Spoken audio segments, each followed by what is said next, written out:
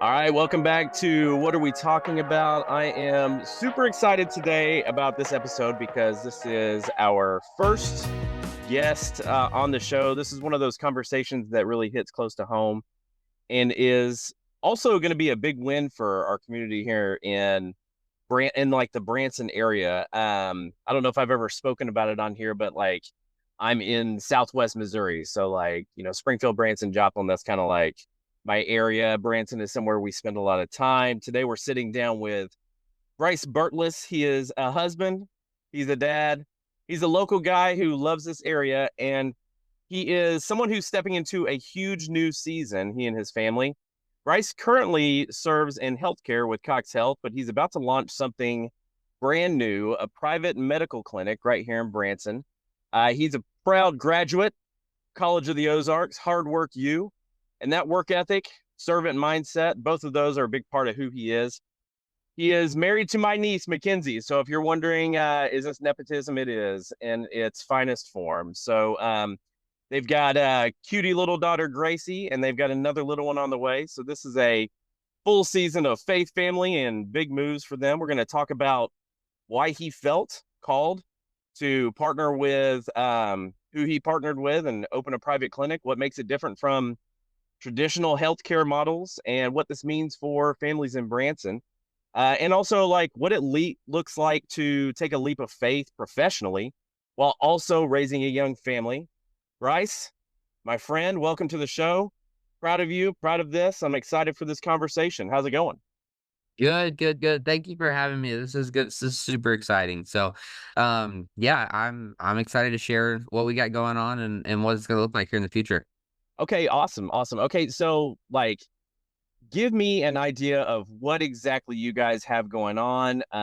What's your timeline looking like? What's your goal? Where are you going to be at? Just like the like an overview of what you guys are up to. Yeah, so kind of a really quick elevator pitch, if you must. So what we're doing is we've got this thing called direct primary care that we're trying to bring to the area. And so what it is it's a traditional primary care office. So your general practitioners that you think of, those that manage hypertension or high blood pressure, high cholesterol, diabetes, all the things that family practice can do, we still do those. And the only difference is we're going to remove the middleman called insurance. So instead of having to bill your insurance for each individual visit, when you come and see us, you just pay the clinic directly. And there's so many things that opens up. Instead of having to rely on reimbursements for insurance, we go ahead and we skip that part. The crazy thing is, and I could dig real deep into this, but the benefit of doing that is we don't have to see 40 patients a day to keep the lights on. We can go ahead and see a handful of patients, spend quality time with them, and there's so many things out there that are showing that the quality of care is going up and making sure that patients are happy, making sure that patients are being seen and making sure that patients are being heard. So I'm sure we'll dig even more into it, but that's kind of the quick version as to what we're doing. We're going to be located in Hollister, actually. So it's right across the street from C of O, right off of 65, easy access, kind of in the middle of Hollister, but also not too far away from places like Branson and even Harrison and Springfield. So we're at a pretty good location.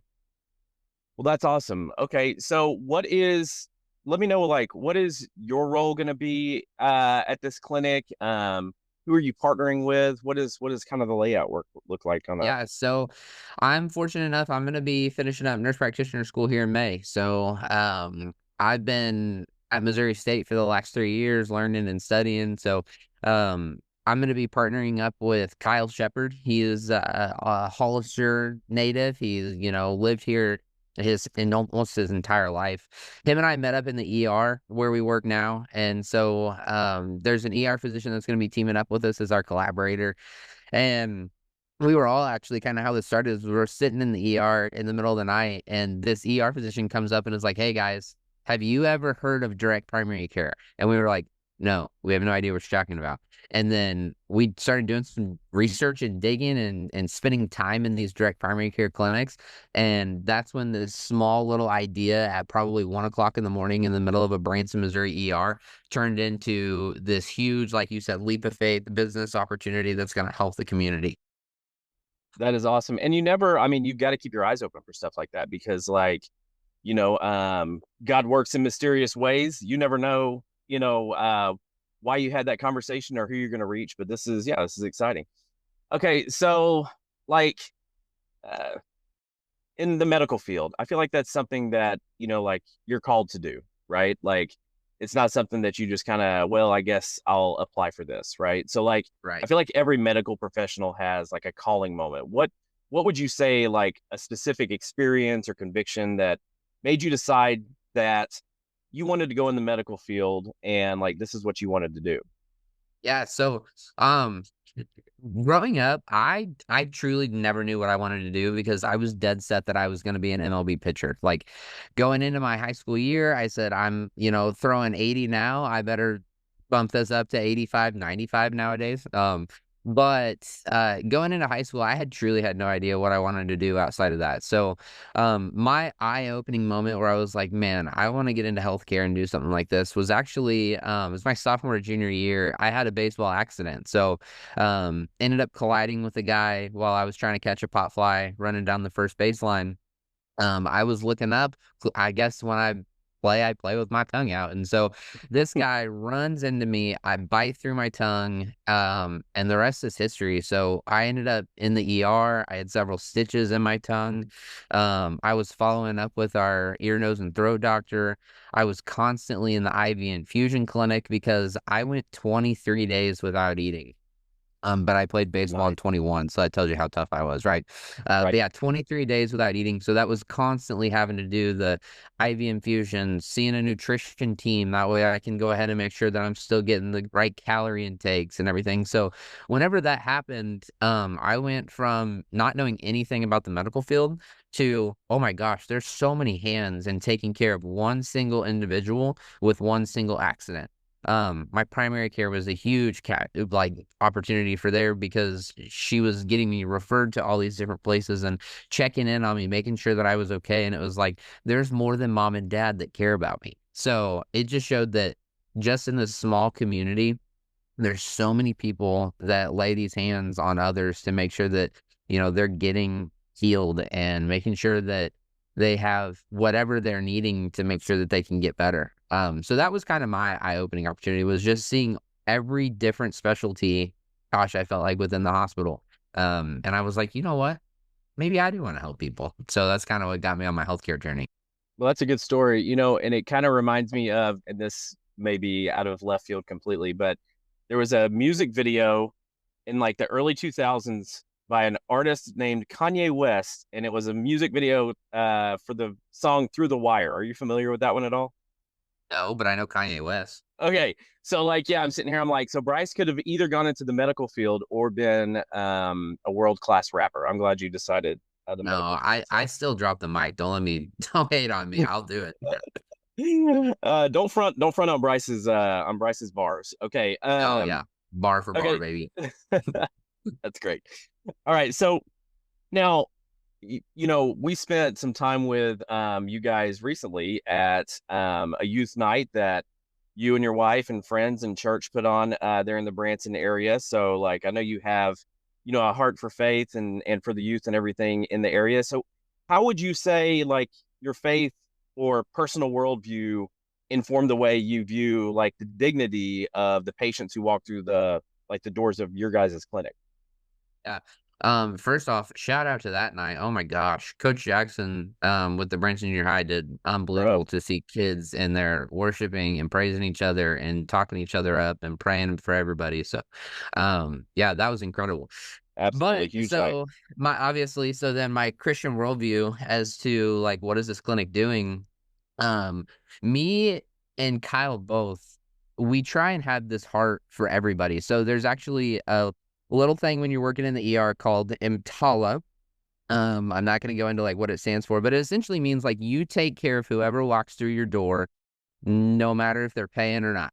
And it's something that all ERs got to do. It's a federal law, all this stuff. But um, I take that and I kind of look at like how can we correlate that with our Christian worldview within the clinic. And so, to me and Kyle both, it's not about the financial side of it. It's about we want to be there when people need us most. And so with this clinic, the tricky part is like you don't know when you're gonna need healthcare, right? Ideally, every year or so you get a preventative visit, but you can get a cut, you can get an ankle sprain, you can get all these other things. And so I think that our number one goal for this clinic, if I could pick one word, it would be available. And so if we can be available, and love on each other and know that like we're there for you when you need us kind of deal, that goes back into, if correlating it to Christianity and the Bible is like, you want to love your neighbor, you want to be there for your brother and sister in Christ. And so, I look at it as like each one of my patients are going to be one of my brothers and sisters in Christ that I'm there for whenever they need it. So, I'm excited so we can love on each other like that. I love that. Yeah, I love that. That's a common theme that, I like to speak on, whether if we're talking about faith or if we're talking about, I know you are, a former baseball player at a high level, that, I coach our kids and, they play sports and, every kid in our house has played sports. And, whether it's, being ready for the Lord or being ready to get in a game, the best ability is availability. Right. So, Hey, I like that. you The like best that? ability is availability. Y- That I might wish end I up could on take, the Wolf and Willow wall. Oh my gosh. I like that. Now don't put my name underneath it. Or No, I you was could gonna put say the like, best ability is availability. Ben Lewis. Boom. there we go. Okay, perfect. Then yes, I approve this message. Thank you for your attention in this matter. All right, perfect. Okay, so I love it. All right, so we see more doctors becoming employees of giant health conglomerates. What are the risks to patient care when a doctor's first loyalty is to a board of directors rather than the patient? That's a fantastic question. So I'm gonna preface this by saying that 99.9% of healthcare providers out there have the exact same heart for the patient. They want to do what's right for the patient. They want to show their abilities that they care. Unfortunately, the system in the United States is failing us. Just being straight with you. It's not a person thing. I truly feel like it's a system thing. And I'll kind of break it down as to why. And again, unfortunately, because the system's failing us, this is going to sound like there's a financial reason to it, but it truly is. Like the finances of the United States are the reason why our healthcare system is failing. So, really, really quickly, I'll go into so insurance right now is what people use, obviously, to try and get everything covered.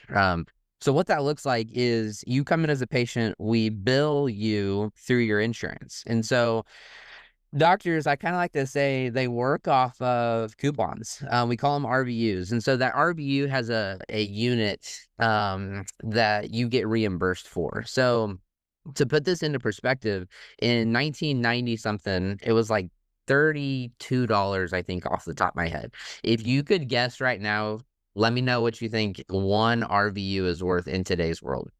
So my RVU coupon was $32 then. I'm gonna let's 1990s. in 1990s. Let's double that and call it 64. Yeah, cool. That is what it should be, right? No, it's Right. $34. So you go from seeing, 10 patients in your clinic in 1990 and you're getting reimbursed in each visit is a couple RVUs. I'm not saying we get one RVU per patient, but you get reimbursed at 30 something dollars as an RVU. Today you're getting reimbursed at $34 for an RVU.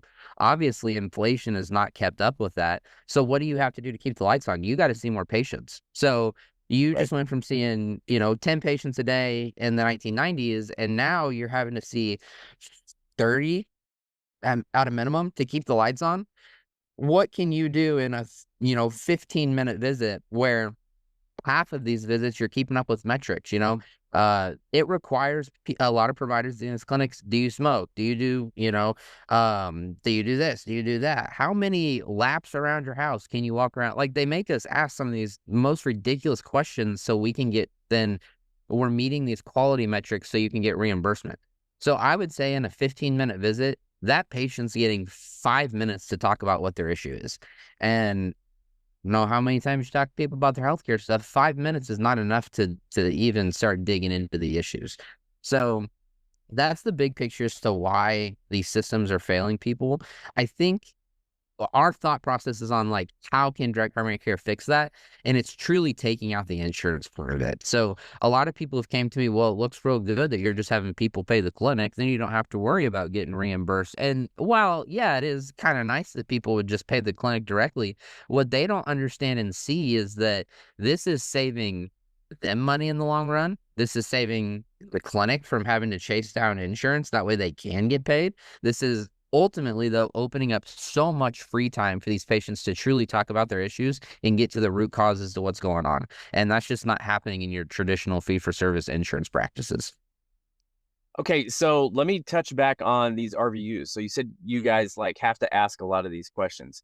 Yeah. So, and you said each appointment could possibly result in more than one RVU. So are there are these metrics designed to be able to hit multiple RVUs so you can get Yeah. like, So okay, you actually get at the end of the year, a lot of these providers, they work for an RVU bonus. And so let's say that you ask 80% of your patients if they're current smokers or if they plan on like quitting smoking.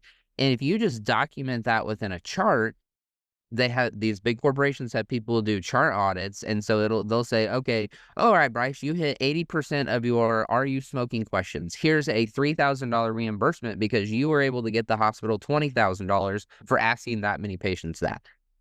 So while yeah, it's kind of cool, you get a little RVU bonus there, but it's like, and I hate that I'm bringing up smoking because it is important, but it's one of those that like if somebody's here for something completely different and then I have to ask you the smoking question, that may take away a couple minutes of our time because then they want to vent to me on why they want to quit smoking and why they can't quit smoking and all these things. So, but yeah, either way, it comes down to we're working for coupons essentially, and it's just not kept up with inflation, and it's almost a slap to the face to the healthcare. yeah, it kind of reminds me because in my day job, I'm in sales, right? And so I have to Yeah. hit certain metrics to be able to trigger different bonuses. And that's, I mean, Mhm. it's It's the ultimately the exact same. same. Yeah. Yeah. And it also helps explain to me why, like, whenever I take my, I mean, she's 15 now, but I took her to a doctor's appointment one time because she had a sore throat and she's like 12 and they ask her if she smokes. And I'm like, I mean, I guess the answer could be yes sometimes. You know what I'm saying? My granddad started smoking whenever he was 11, but that was also like the 40s or 30s or Forever something like, ago. you know what I'm saying? So like Yeah. not exactly, Marlboro country anymore, Right. but yeah, wow. Okay, so Yeah. let me No, ask I you encourage this. you to Oh, like go ahead. next time you go to a doctor's appointment at all, just try and pick out some of these questions that get asked that are not pertinent to your visit. And I think you'd be surprised. I now I will not be able to pay attention to anything except that. So this this thing makes me think of another question. So like whenever I take, one of my kids in and they've got a sore throat, right? Obviously, like strep throat is something that like you're always going to look for, but to me, like having been somebody that had strep throat a lot, have kids that had it at one point, I feel like I can kind of like eyeball test that. You know what I'm saying? But then like sometimes I'll go in and I'll be like, I'm sure it's not strep throat, or like they don't even have a sore throat, but then they're like, we're gonna do a strep test. So like, is doing a strep test like something that gets another one of these RVUs, or like is that just like a standard like something they have to check off the box, or is that like a legit test, or what? No, that's a good question. So, some people, yes, you can look at their throat and go, "You got strep. I shouldn't even waste my time on a test." Yada yada yada.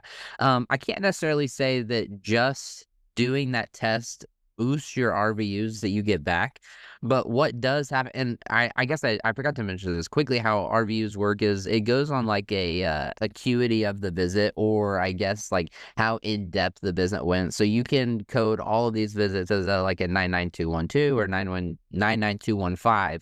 99215s are like this was a high acuity long visit, took 45-60 minutes of my time, even though no office visit is taking 45-60 minutes, but with direct primary care you can. But the RVUs are most of the time working off like length of visit and acuity of visit. So just adding that simple strep test doesn't necessarily get you an RVU bonus, but it's a good topic to touch on because a lot of people come into the ER and they're like, I think we're doing a lot of these tests unnecessarily. And I'm like, there is a time and place that we are kind of guessing from the healthcare provider role. Like, you come in with these symptoms, we're completely guessing as to what you got, but it definitely helps if we have some sort of diagnostic that says, yes, you have this or that. So for instance, if you have somebody that comes in with the sore throat, it's a little red, maybe looks like strep, maybe doesn't, we're going to throw at them the strep study. We're going to throw flu, COVID, RSV, because it really could be any of those. And if one of those can pop back positive, then I know for a fact that I know how to treat you and what to do. So if we ran those, 3 or 4 tests right there and your strep comes back, that's a completely different treatment regimen than if your flu B comes back. You know what I mean? So Yeah. sometimes it does seem unnecessary, but there is a little bit of almost like provider safety. I want to make sure that I'm treating you the right way. So that's the one area where it's not necessarily, I think, a financial reason and trying to get these reimbursements and RVUs. And it's more so we're trying to make sure that we get you treated appropriately or have some sort of documentation that proves that you have whatever diagnosis that you have. 100%. The worst thing for me is, first off, you never want one of your, kids to be sick, right? Nobody in your house. You don't want anybody to be sick. I've got a rule in my house that if you want me to take you to the doctor, it has to happen before 8 p.m. because we're not going to the overnight urgent care. I'm not doing that, right? But the worst is like I'm kind of eyeball testing it. We've let it go a couple days. I take him in. I'm hoping it's strep, so we get an antibiotic. And you get in, and they say the 3 words that I never want to hear after paying my copay and going up there and hanging out all night is it's a virus, right? Yeah. So it's a virus and it's just gonna have to pass, right? So you do these tests and then it turns out to be a virus. And really, for a virus, there's just nothing you can do, right? I mean, it's just you gotta supportive therapy. Yeah, man. So that's the worst. Okay.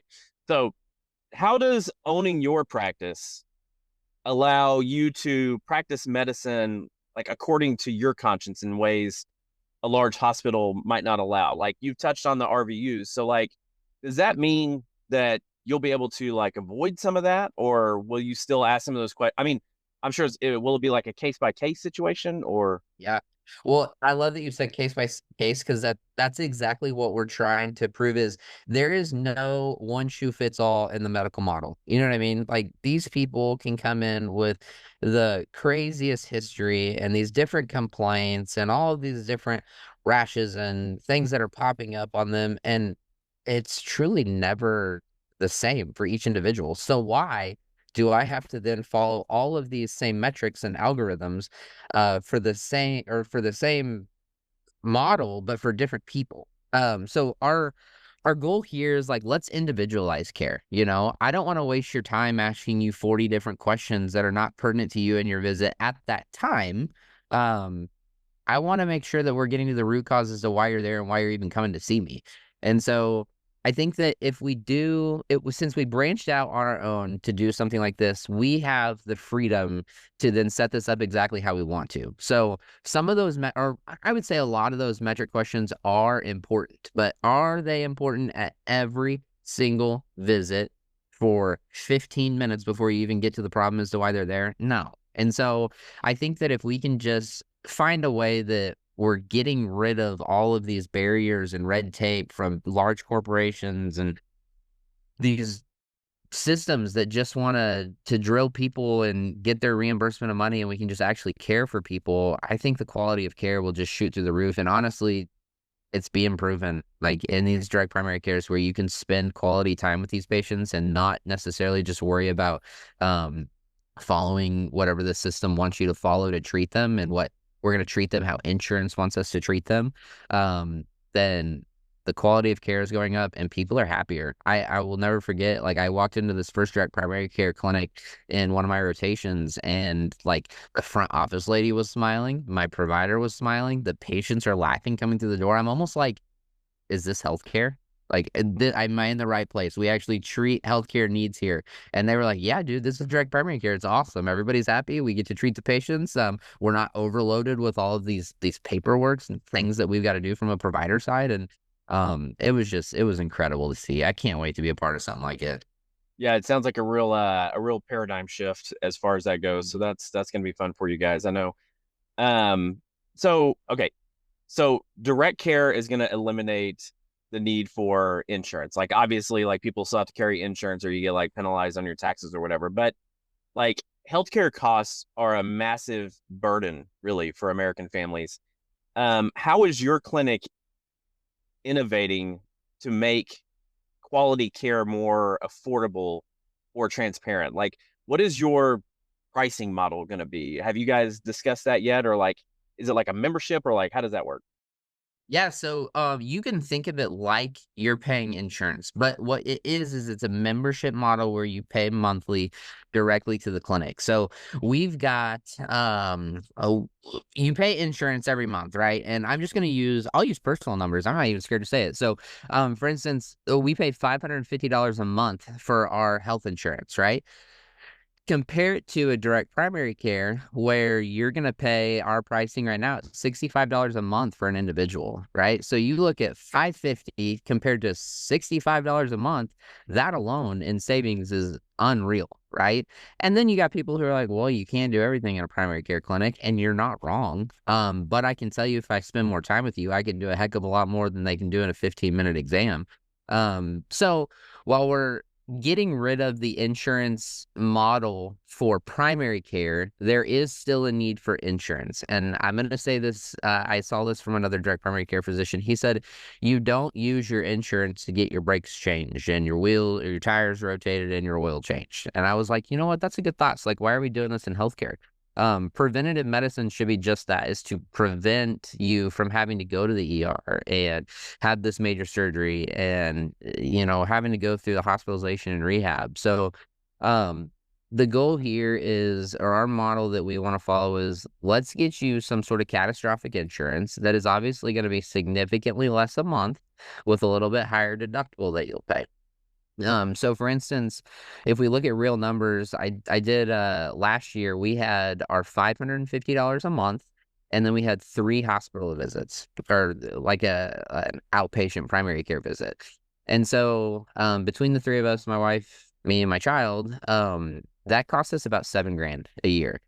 If I would have had direct primary care because I didn't have a ER visit, a hospitalization, a surgery, anything like that, it was just over $2,000 is what I would have paid for that. So you're talking $5,000 in savings is what we could have had there. So if you're a fairly, healthy, young individual, direct primary care is a no-brainer. But I also say it's not for everybody. I love my grandpa to death. He's been wanting me to take care of him since I started school, but he's, got a Medicare, Medicaid plan that he doesn't pay a dime for anything, and he has all these comorbidities that could land him in the hospital at any moment. And I'm like, you know what? It just doesn't quite make sense for you to have direct primary care, because if something comes up, you probably need to go to the hospital. So it's kind of a lot, but that's the thought process there. It is a monthly membership, significantly less. It's about $65 for an adult, and then obviously as you group them into families and individuals, small businesses is another way that we can help here. It goes down. So I like that. And I like your example of preventative care. You don't use insurance for like brakes and windshield wipers and stuff like that. Because I'm sitting here thinking like, primary care is awesome, but you also, yeah, you got to have that backup insurance for, like, for instance, the time that I stabbed myself in the leg trying to put together a clothing rack for my wife. I mean, Mhm. You don't want to see me for that. Go to somebody else, right? Okay, Hey, no, so I'll see you for that unless it went through your leg. Then we're gonna have an issue. so if I stab myself in the leg and I have my membership with you, then I can call you and you can stitch me up. Like that's something you can do at your That's office. exactly how it works. So I'm glad you actually came up with that. Okay. Literally, you can call, text, email directly to your provider. I was just talking to somebody this morning who was like, I can't get to my primary care provider because they won't answer their messages. What should I do? My own wife has had a sinus infection it's been brewing for a week and a half, 2 weeks. And we've tried 3 days worth of trying to get a hold of our primary care. We couldn't get a message through to them. And I always look at her and I say, you know what would fix this? Direct primary care. Because what would you do in that instance? Like if you cut your leg, if you've had a sinus infection brewing for all these times, if you have any medical question that comes up, it's a quick text to your provider and they get back to you within minutes to hours instead of waiting days to weeks. So that's a big difference with direct primary care as well. That's good to know. I'm glad I asked my stabbing question. So maybe I stabbed myself in the leg back then for the reason to ask this question today, so somebody can hear this and know that direct care is the way to go. So hey, God works in mysterious ways. Yes, he does. And I took one for the team, Bryce, and There you go. Flip and Willow. So okay, perfect. Okay. How about a couple of questions about the future of healthcare? All right. Yeah.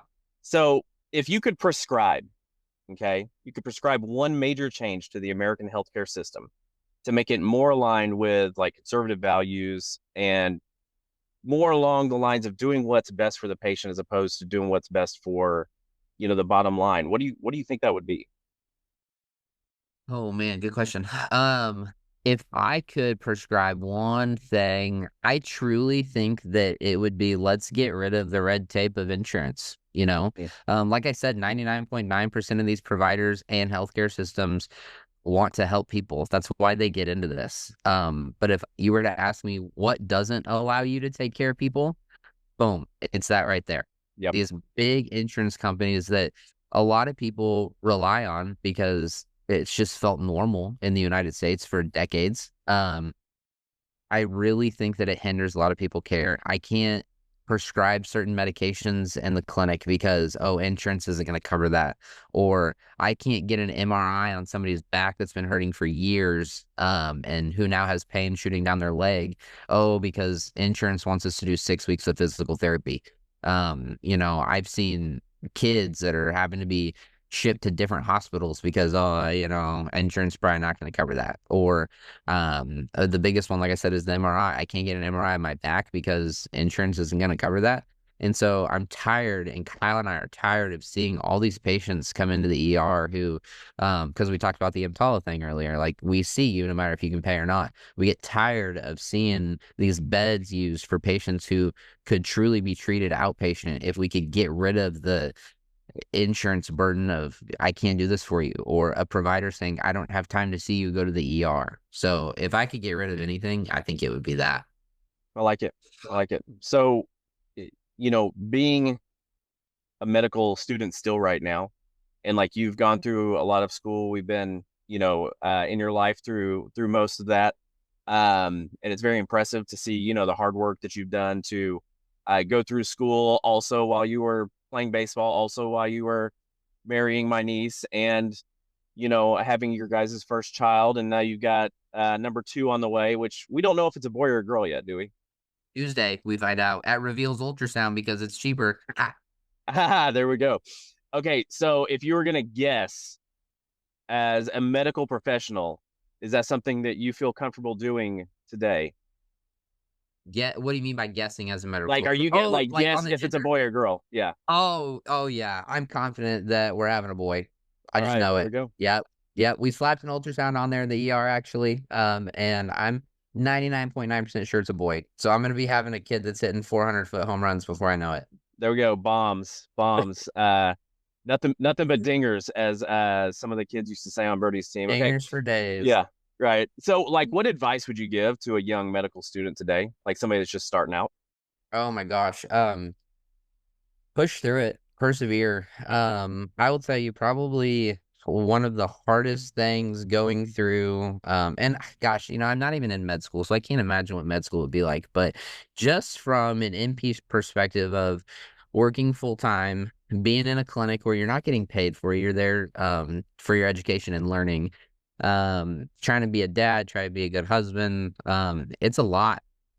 There's so many weeks that you get done and you're like, I missed this week, or Gracie, our little one, she'll be hitting these milestones. And it's like, yesterday I was changing her diaper. It's just, there's so many things that it goes by so fast, but those days just feel long.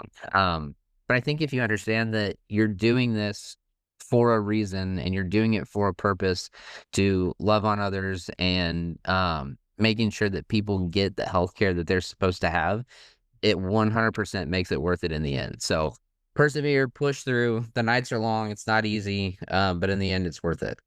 Sounds like an old Stephen Covey 7 Habits of Highly Effective People principle of begin with the end in mind, right? So like start this, know what's happening, right? So like begin with the end in mind. I like that.